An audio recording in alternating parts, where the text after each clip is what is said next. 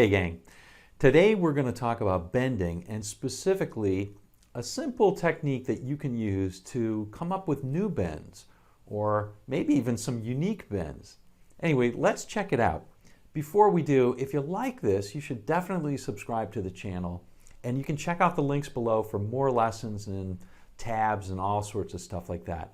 All right? All right, let's get on with the lesson. Now we're going to do this in the key of C sharp. Why? Because it's a great key for bending and for demonstrating bends. But in any way, we're going to start out with the minor pentatonic box position that we all know and love.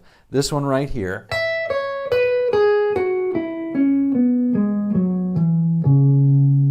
Right? It spans the 9th to the 12th frets. And we probably all are very familiar with that. Now, what are the bends that are most common out of that? Let's examine that first, and we'll examine how the technique works. So the most common bends are this one on the 3rd string, right? That's a very common one. That's probably the most common, where we're bending from, in this case, the 11th fret up to the imagined 13th fret, right? And giving it some vibrato when we get up there. And that can be followed by all sorts of things. It just sounds great. That's why we use it, right? Here's the next common bend on the 2nd string. In this case, the 12th fret bending up to the fictitious 14th or imagined 14th fret. A whole step. And finally, how about this one? This is a very common one as well. Maybe a little less common than the other two, where we're bending from the 12th to the imagined 14th on the 1st string. What do all these bends have in common besides sounding absolutely fantastic?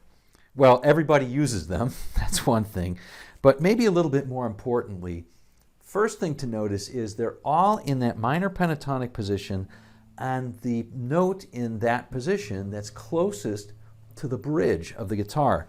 So it's toward the back of the guitar. Notice we've got, right? And this one, and this one. All of those are the notes closest to the bridge of the guitar. And there's a reason for that. There's a couple of reasons. One is that it's easiest to bend it with your ring finger where it's got lots of support from your first 2 fingers. So it's a good thing to bend. The second thing I want us to notice is we're bending to a note that is in the pentatonic position that's above that. So for example, here we're bending a whole step. That fits the pentatonic position on this. Right? It fits the pentatonic position that we're trying, that we would get if we shifted up 1. So for example, here, and this one, and this one, etc. Okay, so the technique is actually pretty simple. It's just go to another pentatonic position, look for the note that's closest to the bridge, and see if you can bend to the note in the position above it on the guitar. So to demonstrate this, let's take this position and go down 1 position so we can bend up to the notes in this position, in this box. Right? So we're going to go to the next position down, which is this one.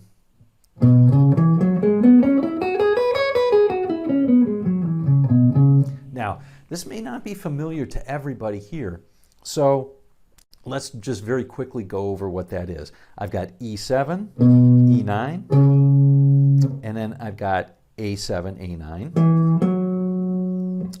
D6, D9, G6, G9,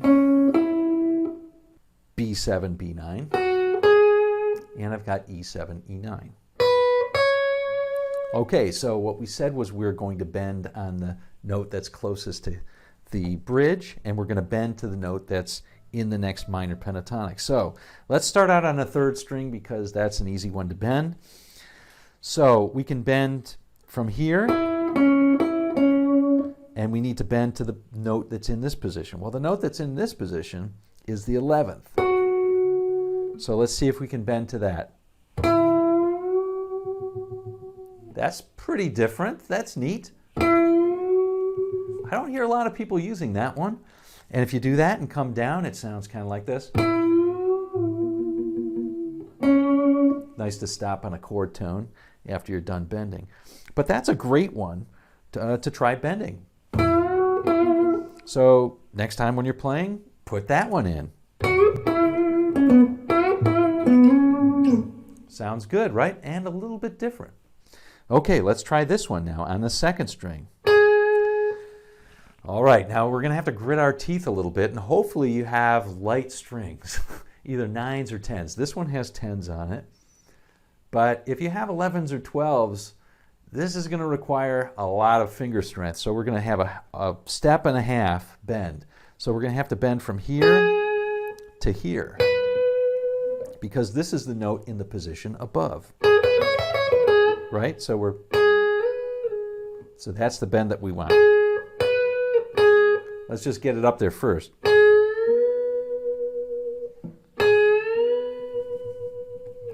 And notice I'm giving a little vibrato at the top to make sure that I can kind of, if I didn't quite get that bend, I can waver around it and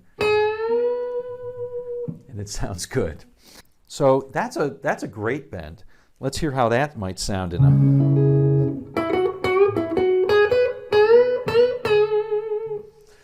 So this also has the merit of being a chord tone when you pull it down, when you bring it back down to its base. So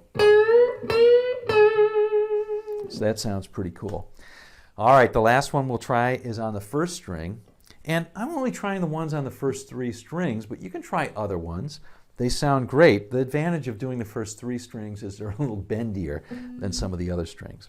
All right, so we're going to bend this to there. That's a little bit harder to do, being the first string and all.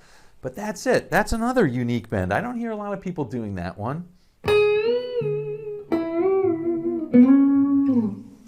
Incorporate these sorts of bends and this sort of idea to come up with your own. And believe me, you're going to come up with some unique sounding things that you haven't done before. It's going to be a lot of fun to put those into your solos instead of the usual, which is great. You know, you can keep doing that, but then add in something like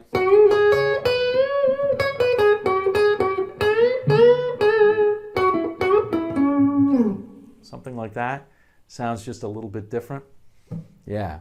All right, if you enjoyed this video, please click the like button, please subscribe, and we will see you on down the road.